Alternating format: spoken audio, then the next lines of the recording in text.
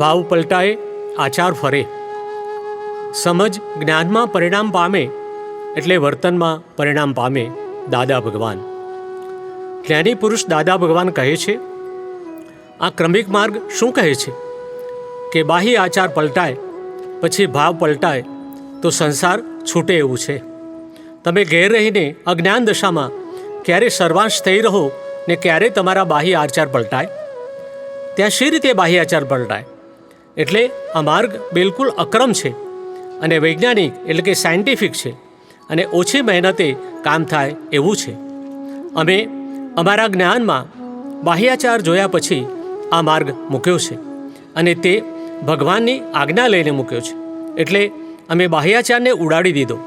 અમે જ્ઞાન આપીએ પછી અંતર આચાર શરૂ થઈ જાય છે, જે એની મેળે જ ફેલાતો બહાર આચારમાં આવીને ઊભો રહેશે. અને પેલા ક્રમિક માર્ગમાં બહારથી અંદર જવાનું અને આ અક્રમ માર્ગમાં અંદરથી ચોખ્ખું થતું બહાર આવવાનું. એટલે કોઈનો બાહ્યાચાર જોવાનો નહીં, કોઈનો બાહ્યાચાર બદલાય નહીં, કારણ કે એ પ્રકૃતિ ગુણ છે ને. આ અક્રમ માર્ગ તો વિજ્ઞાન છે. બાકી ક્રમિક માર્ગનું બધું જ્ઞાન એવું છે કે તેમાં આચાર જોયા વગર આગળ વાત ચાલે નહીં. અને આપણા અક્રમ માર્ગમાં આચાર જોતા નથી એવું લાગે છે તમને? અત્યારે ગમે તે માણસના ગમે તેવા આચાર હોય તો પણ હું તેને વઢું નહીં, અને પેલા ક્રમિકમાં તો તેલ કાઢી નાખે.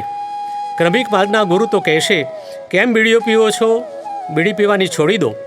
આપણા અક્રમ માર્ગમાં આ જ્ઞાન આપતી વખતે સુટેવો અને કુટેવો બેઉને બાજુએ બેસાડી દઈએ છીએ. આપણે સુટેવોના ગ્રાહક નથી અને કુટેવોના ત્યાગી નથી. એટલે કે આ એક અવતારના ઉદયને કોઈ ફેરવી શકે નહીં. જન્મથી મરણ સુધીના ઉદયને કોઈ ફેરવી શકે નહીં. પ્રગટ અનુભવ જ્ઞાનસૂત્ર. સર્વસંગ પરિત્યાગ, તેને ભગવાનની ભાષાનો વૈરાગ્ય કહ્યું. પરિત્યાગ શબ્દ સમજવા જેવો છે. અહીં પરિવિશેષણ પરિણામનું સૂચન કરે છે. જેના પરિણામ સ્વરૂપે સહેજાસહેજ ત્યાગ વર્તે એ યથાર્થ પરિત્યાગ કહેવાય. તેથી અહીં જે આ પરિત્યાગ શબ્દ પ્રયોજાયો છે એની પાછળનો આશય એ છે કે એ કોઈ લાવવાની કે કરવાની ક્રિયા નથી. પરિત્યાગ એટલે શું? કે સહજ રીતે ત્યાગ ચિત્ત પ્રસન્નતાથી વર્ત્યા જ કરે અને જે વર્તનમાં પરિણમે. જ્ઞાની પુરુષ કનુ દાદાશ્રી.